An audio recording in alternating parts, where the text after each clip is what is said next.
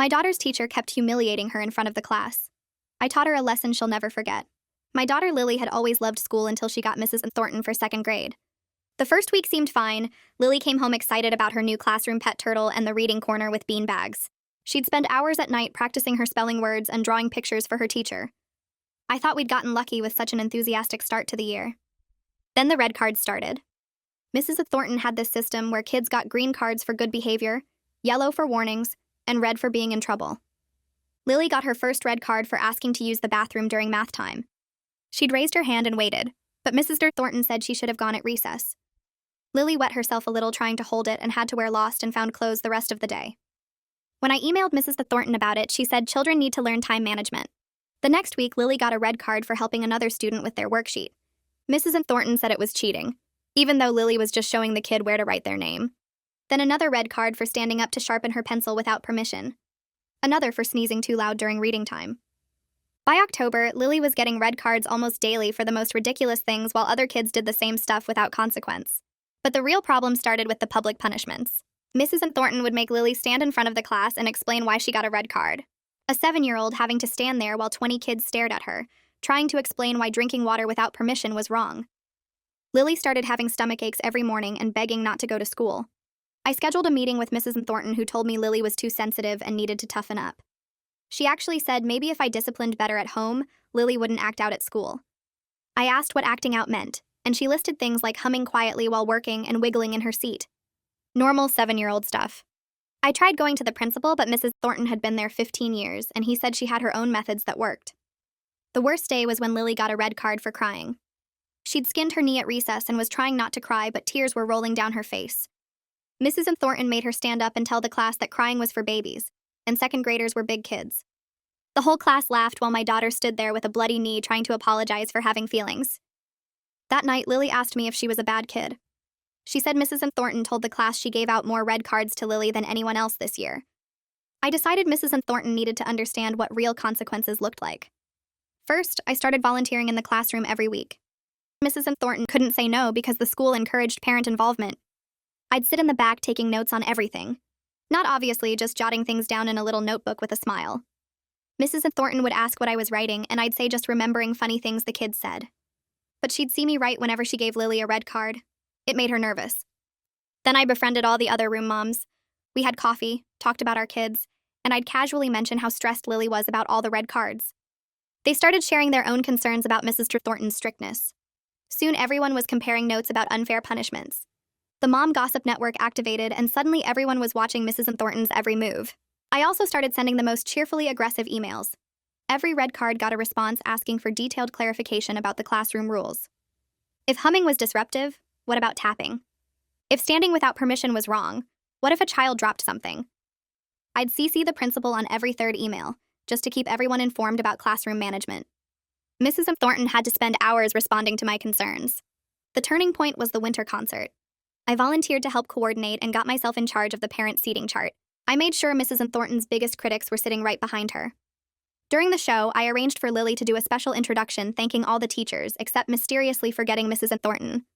When people asked why, I'd whisper about the red card situation. By intermission, every parent was side-eyeing Mrs. Thornton. Then came the class Valentine's party. I volunteered to bring supplies and showed up with everything in red. Red plates, red cups, red napkins, red decorations. I kept saying how much Lily loved the color red now thanks to seeing it so much this year. The other parents caught on and started making jokes about Lily's red card collection. Mrs. Thornton's face matched the decorations. The masterpiece was during Teacher Appreciation Week. I organized the class gift and suggested everyone write notes about what their kids learned this year. I helped Lily write hers, which said, "Thank you for teaching me that. Even when I try my best, it's not good enough, and that some people just won't like me no matter what." I made sure that card was right on top when Mrs. Thornton opened the gift in front of all the parents. The room went dead silent. Requested Reds is on Spotify now. Check out link in the description or comments. Mrs. Thornton's face turned bright red as she read the first few words of Lily's card out loud, her voice confident at first, but trailing off when she realized what she was saying. She shuffled it quickly to the bottom of the pile and tried to move on to the next card, but Michelle leaned forward with this sweet smile. She asked if we could pass the notes around, so everyone could read all the wonderful things the kids wrote. Mrs. Thornton's hands actually shook a little as she handed the stack to the parent next to her. I watched the cards make their way around the circle while Mrs. Thornton stood there frozen, her smile looking more like a grimace. Parents started reading, and their expressions changed from pleasant to confused to horrified. One mom covered her mouth with her hand. Another one glanced at Mrs. Thornton with raised eyebrows and then looked at me. The room got really quiet except for the sound of cards being passed around. Mrs. Thornton tried to laugh it off and said something about how kids have such interesting perspectives, but nobody laughed with her. The party wrapped up fast after that, with parents suddenly remembering they had places to be. Michelle caught up with me in the parking lot while I was buckling Lily into her car seat. She touched my arm and her voice was quiet but urgent. She told me her daughter Emma had been getting red cards for stuff that made no sense, like organizing her crayons during free time or asking to get a tissue. Michelle said she thought Emma was just having trouble adjusting to second grade and maybe being too sensitive. But after reading Lily's card and thinking about all the stories Emma had been telling her, she realized it wasn't Emma's fault at all. We stood there between our cars while the other parents drove past, and Michelle asked if we could meet for coffee tomorrow to talk about what was really happening in that classroom. I gave her my number, and we agreed to meet at the Starbucks near school at 9 in the morning. The next day I got there first and ordered my usual latte. Michelle showed up right at 9, but she had another woman with her. Michelle introduced her as Aaliyah and explained that she'd mentioned our coffee date to Aaliyah at drop-off that morning. Aaliyah's son was also in Mrs. Thornton's class, and when Michelle mentioned the red cards, Aaliyah practically begged to come along. We grabbed a table in the corner away from other people, and I pulled out my phone to show them photos of some of Lily's red cards. Aaliyah stared at them and then dug through her purse to show us her son's red cards from just this week. One was for breathing too loud during silent reading. Another was for fidgeting with his pencil during a lesson. Michelle pulled up photos on her phone too, and we spread them all out on the table between our coffee cups. The three of us started comparing notes about what our kids had been telling us, and a pattern emerged that made my stomach hurt. Mrs. Thornton had a group of kids she targeted constantly, while other children did the exact same behaviors without consequences. We decided right there that we needed to document everything our children told us about each school day.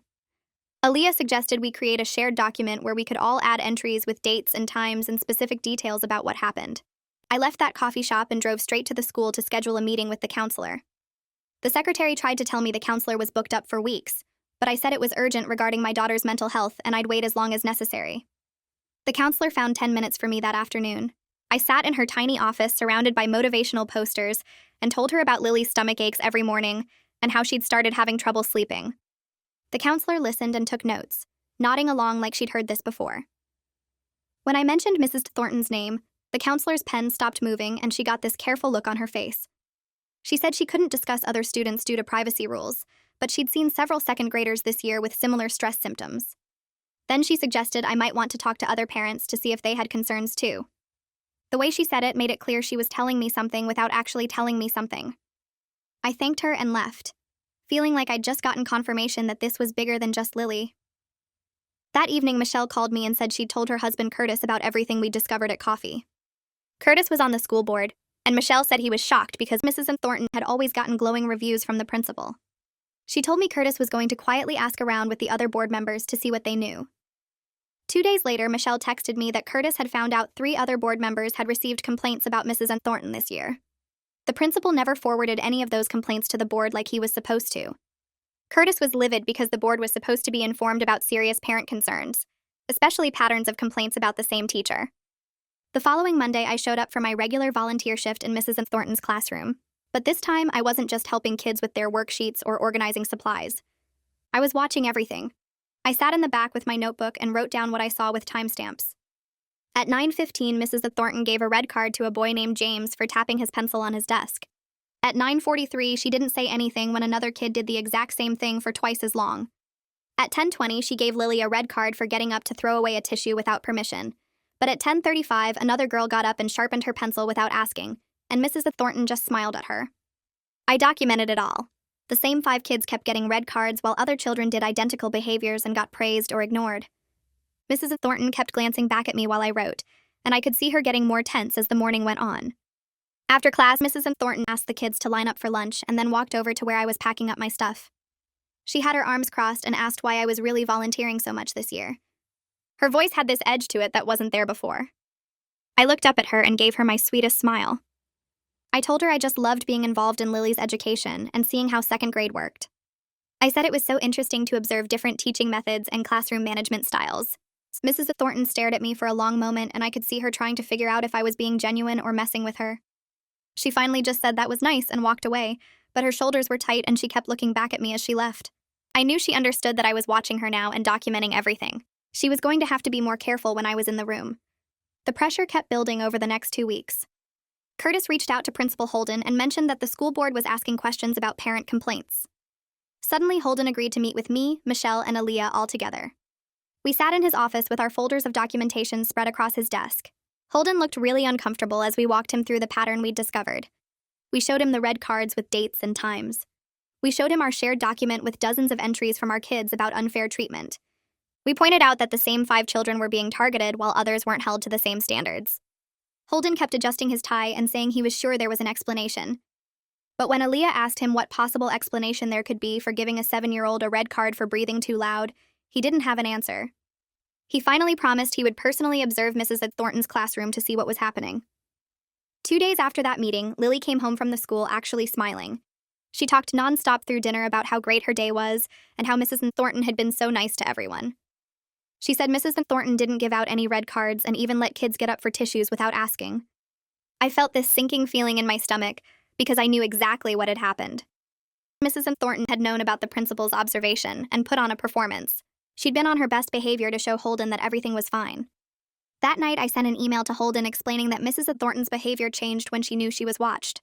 I asked him to do unannounced observations since the scheduled one hadn't shown him the real classroom environment. I copied Curtis on the email so the school board would know I'd made the request. The following week, Mrs. Thornton retaliated. Lily came home with 3 red cards from a single day, and she was sobbing so hard she could barely get the words out.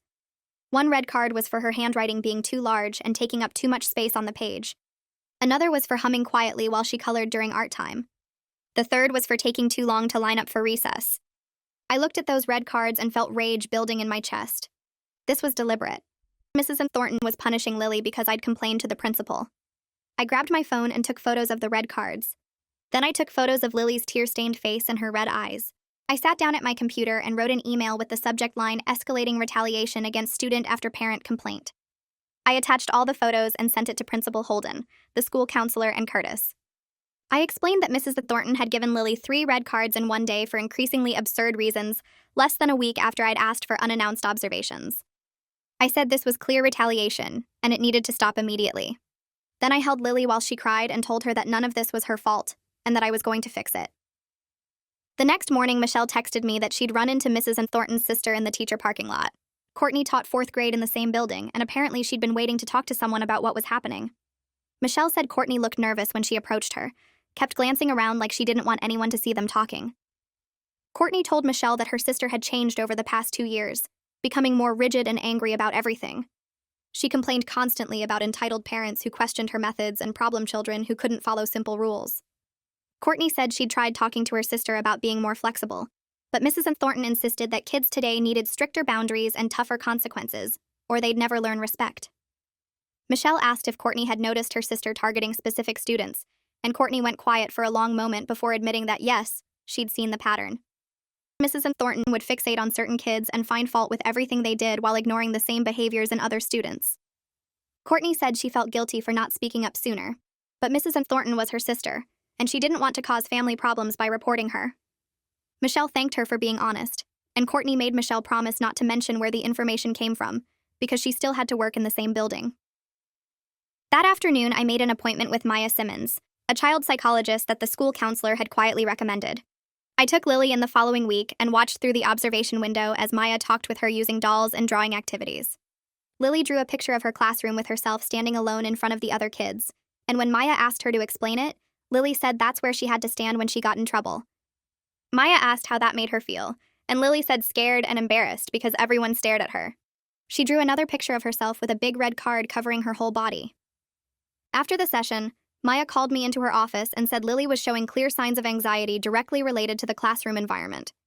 She explained that the public humiliation and unpredictable punishment system had created a fear response in Lily that was affecting her ability to learn and feel safe at the school. Maya wrote a detailed letter documenting everything, including her professional recommendation that Lily be moved to a different classroom immediately for her mental health. She handed me the letter in a sealed envelope and told me to give it directly to the principal, and that she was available to speak with the school if they had questions about her evaluation. I scheduled another meeting with Principal Holden the next day, and brought the psychologist's letter with me. I sat across from his desk and slid the envelope toward him, telling him I was formally requesting an immediate classroom transfer for Lily, based on documented psychological harm. He opened the letter and read it slowly, his expression getting more uncomfortable with each paragraph. When he finished, he set it down and said that moving students mid-year was disruptive to their education and to the classroom dynamics. I leaned forward and reminded him that Curtis had already shared my concerns with the full school board, and they were very interested in hearing how the school planned to address a situation where a second grader needed therapy because of her teacher's behavior. Principal Holden's face went red and he picked up the letter again, reading it more carefully this time. He asked if I'd really go to the school board with this, and I told him I already had copies of everything, including Maya's letter, my documentation from classroom observations, and statements from other parents. He sat back in his chair and rubbed his temples. 3 days later, Principal Holden called me back to his office and said he'd spoken with Mrs. U. Smith, the other second-grade teacher, and she was willing to accept Lily into her classroom. But he needed time to prepare both teachers for the transition and make sure it went smoothly. He said he couldn't do it immediately because there were procedures to follow.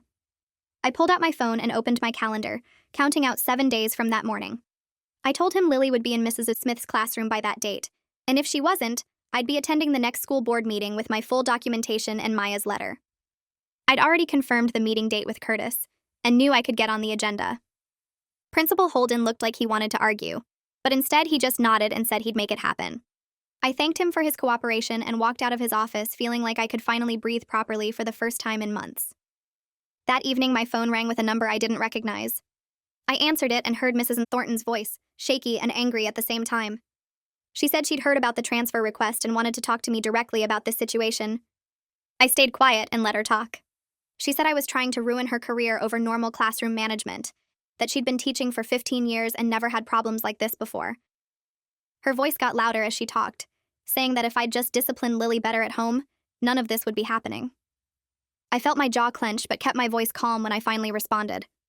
I told her that making 7-year-olds stand in front of their classmates and apologize for having feelings wasn't normal, and that giving a child a red card for crying when they had a bloody knee wasn't classroom management. Mrs. Thornton started crying and saying I didn't understand how hard teaching was, how entitled parents had made her job impossible. I said that calling parents entitled when they advocated for their children said everything I needed to know about her teaching philosophy. Then I hung up. My hands were shaking, but I felt good about not letting her manipulate me into feeling guilty. The following Monday morning, I walked Lily to Mrs. Smith's classroom instead of Mrs. Thornton's. Mrs. Smith met us at the door with a warm smile and showed Lily where her new desk was, right next to a girl who immediately started telling Lily about the class guinea pig. I watched Lily's shoulders relax as Mrs. Smith explained the classroom routines in a kind, patient voice. There were no colored cards on the wall, just a chart with everyone's names and stickers for completed work. When I picked Lily up that afternoon, she was actually smiling and talking fast about everything they'd done. She said Mrs. Smith let them get tissues whenever they needed them, and didn't get mad when someone asked a question during instruction time. That night at dinner, Lily ate everything on her plate without complaining about a stomachache. The next day, Mrs. Smith sent me an email saying that Lily was a delightful student who participated actively in class discussions and followed directions beautifully. She said Lily seemed a little nervous at first, but was already making friends and adjusting well to the new classroom environment. 2 days later, Michelle called and asked if I'd meet her and Aaliyah for coffee. When I got there, they both looked exhausted and stressed. Michelle said Emma was still getting red cards almost daily and coming home in tears, and Aaliyah's son had started having nightmares about school. They wanted to know if I'd help them get their children transferred too. I pulled out my folder with copies of all my documentation and walked them through exactly what I'd done. I showed them how to document specific incidents with dates and times, how to request meetings with the principal, and what to say, and how to get their children evaluated by a psychologist if needed. Michelle said Curtis had already told her he'd support them with the school board, and Aaliyah was ready to fight as hard as necessary to protect her son. Within 2 weeks, both Emma and Aaliyah's son were moved to different classrooms. Then another parent I barely knew called me asking for help, and her daughter got transferred too. Principal Holden couldn't pretend anymore that this was just one difficult parent making unreasonable complaints. 3 more students had left Mrs. Thornton's classroom in less than a month, and the pattern was impossible to ignore. Curtis called me one evening and said the school board had scheduled a special session to discuss the situation. The district superintendent was getting involved because multiple families had filed formal complaints, and the board couldn't keep handling it at the school level. He said Francine Guidry was reviewing all the documentation from every family, including my classroom observation notes, the psychologist evaluations, and the email chains with Principal Holden. Curtis told me that Francine had already told Principal Holden that his failure to address the complaints earlier had created a serious problem that now required district-level intervention. The principal had tried to explain that Mrs. Thornton was a veteran teacher with an established track record, but Francine apparently shut that down fast by pointing out that his job was to supervise all his teachers regardless of their tenure. Curtis said the next few weeks were going to get intense, but the district was finally taking this seriously. The following Monday morning, Mrs. Thornton didn't show up to the school. A substitute teacher took over her classroom and the office sent out a brief email saying Mrs. Thornton was on administrative leave while the district conducted an investigation. I heard from Michelle that the substitute was young and friendly, and the kids in that classroom visibly relaxed the moment she walked in. Parents started reporting that their children were suddenly enjoying school again, that the morning stomach aches and anxiety symptoms were disappearing. One mom told me her daughter had stopped having nightmares about getting in trouble at the school. Another said her son was actually volunteering to answer questions in class again instead of staying silent to avoid attention. The change was immediate and obvious, which made it even clearer how bad things had been with Mrs. Thornton. During the investigation, 2 parents of former students reached out to me through the school parent network. They said their children had been in Mrs. Thornton's class in previous years and had similar experiences with excessive red cards and public humiliation. Both families had complained to Principal Holden at the time, but he'd told them that Mrs. Thornton's methods were effective, and their children needed to toughen up and learn to handle criticism. One parent said her daughter had cried every morning before school that entire year, but they'd been told it was normal adjustment stress. The other parent said their son had developed such severe anxiety that they'd ended up pulling him out for homeschooling the following year. Both families said they'd eventually given up fighting the system and just tried to survive the year, but they wished they'd pushed harder. Now they wanted their experiences documented as part of the investigation to show this wasn't a new problem. I forwarded both families' stories to Francine along with all my documentation, and she added everything to the official investigation file. The district's review process took another 3 weeks while they interviewed more parents, reviewed Mrs. Thornton's personnel file, and consulted with the teachers' union about their options. Francine called me on a Tuesday afternoon and asked if I could come to her office the next day to discuss the outcome. I arrived at the district building and found Francine waiting in a small conference room with a folder thick with paperwork. She told me the district had decided to offer Mrs. Thornton early retirement instead of going through the termination process.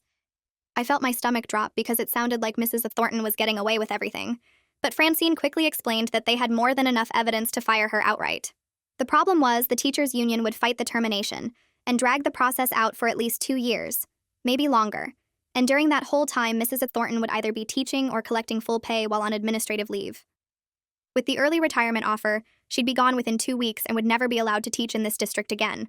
She'd also lose the chance to work in any other district in the state, because the early retirement would be noted in her file with the circumstances. Francine said it wasn't perfect justice, but it was the fastest way to make sure Mrs. Thornton never had another classroom of kids to damage. Mrs. Thornton accepted the retirement offer 3 days later. The school board met the following week to address Principal Holden's role in the situation. Curtis called me after the meeting and said it had gotten heated, with several board members demanding answers about why Holden had ignored so many parent complaints over the years. The board voted to formally reprimand him for failing to properly supervise his staff and for not documenting or forwarding serious parent concerns to the district level. Curtis told me quietly that Holden was hanging on by a thread, and one more incident of any kind would cost him his job. The board also voted to implement new policies requiring principals to keep detailed records of all parent complaints and to immediately forward anything involving potential harm to students to the district office. They created a parent liaison position at each school so families would have someone besides the principal to talk to when problems came up. 6 months passed and Lily transformed back into the happy kid she'd been before 2nd grade. Mrs. Smith's classroom became her safe place where she participated in discussions, helped other students, and actually looked forward to the school each morning. She still tensed up sometimes when she made mistakes on assignments and I'd catch her checking my face to see if I was disappointed, but her therapist said those responses would fade with time and positive experiences. I was grateful every single day that I'd fought instead of accepting that 2nd grade would just be a terrible year to survive. Other parents started calling me when they had problems at the school, asking for advice about how to advocate for their kids, and I helped them document concerns and navigate the system that had tried so hard to protect Mrs. Thornton instead of protecting children.